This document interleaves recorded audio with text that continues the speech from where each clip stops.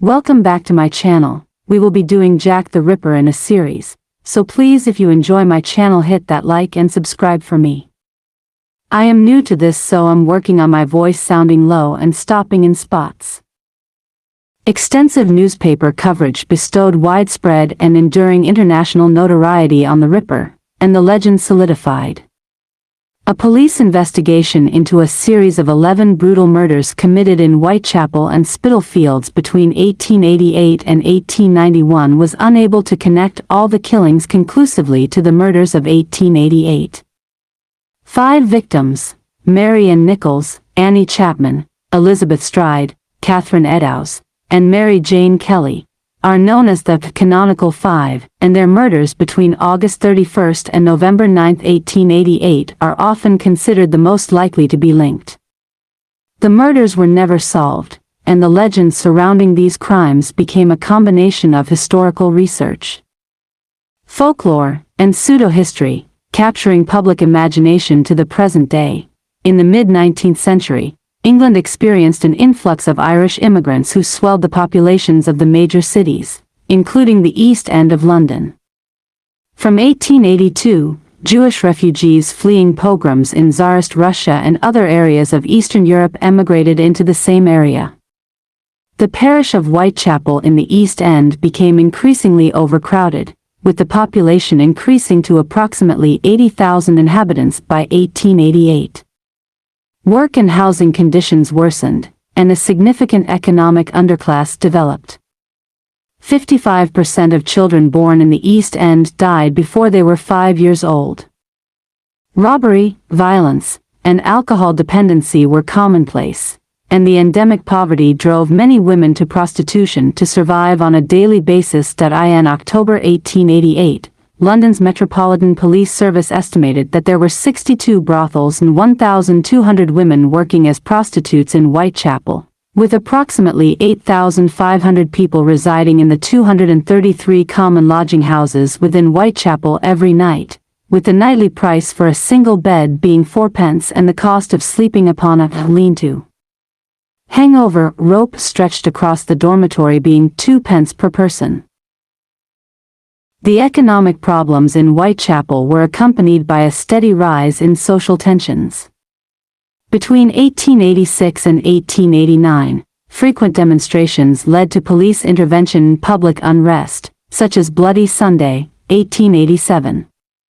Anti-Semitism, crime, nativism, racism, social disturbance, and severe deprivation influenced public perceptions that Whitechapel was a notorious den of immorality.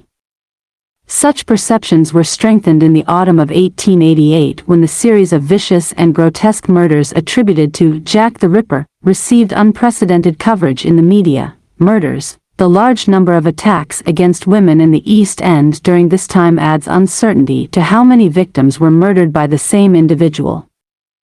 11 separate murders, stretching from April 3, 1888 to February 13, 1891, were included in a Metropolitan Police investigation and were known collectively in the police docket as the Whitechapel murders. Opinions vary as to whether these murders should be linked to the same culprit, but 5 of the 11 Whitechapel murders, known as the Canonical Five, are widely believed to be the work of the Ripper. Most experts point to deep slash wounds to the throat, followed by extensive abdominal and genital area mutilation, the removal of internal organs, and progressive facial mutilations as the distinctive features of the Ripper's modus operandi. The first 2 cases in the Whitechapel murders file, those of Emma Elizabeth Smith and Martha Tabram, are not included in the Canonical Five. Smith was robbed and sexually assaulted in Osborne Street, Whitechapel, at approximately 1:30 a.m. on April 3, 1888. She had been bludgeoned about the face and received a cut to her ear. A blunt object was also inserted into her vagina, rupturing her peritoneum. She developed peritonitis and died the following day at London Hospital. Jack the Ripper was an unidentified serial killer active in and around the impoverished Whitechapel district of London, England, in the autumn of 1888.